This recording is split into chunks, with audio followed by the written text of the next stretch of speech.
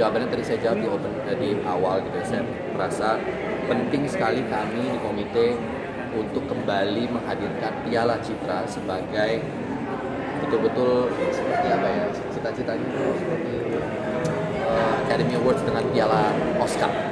Nah, Citra tuh ingin sekali kami mengedepankan Piala Citra itu sendiri sebagai salah satu lambang dari supremasi tertinggi perfilman Indonesia. Sebenarnya sesederhana itu. Harapannya generasi mudanya terus aware dengan adanya Festival Film Indonesia, terus mereka juga bisa terus berkontribusi untuk melahirkan karya-karya yang terbaik, kemudian insan filmnya bisa terus mendapatkan apresiasi, festivalnya tidak berhenti dan terus berlangsung.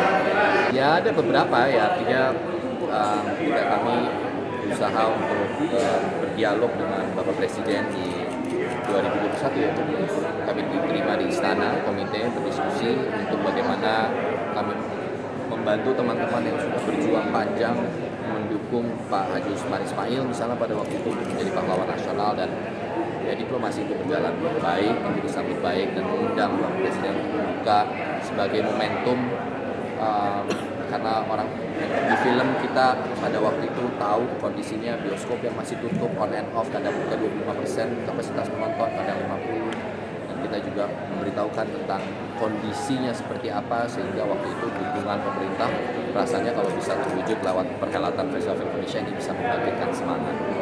Kemudian pencapaian lainnya saya rasa itu FFI melahirkan apa yang disebut dengan Akademi Citra. Kami mengapresiasi para peraih Citra dan mereka lah yang berkontribusi untuk menentukan nominasi, lalu kemudian melibatkan asosiasi-asosiasi profesi dalam perfilman Indonesia untuk bekerjasama. Itu menurut saya gagasan yang sangat menarik dan bagus dari Mas Garin Nugroho sebagai seorang yang sudah berkecimpung banyak di berbagai macam jenis festival di dunia.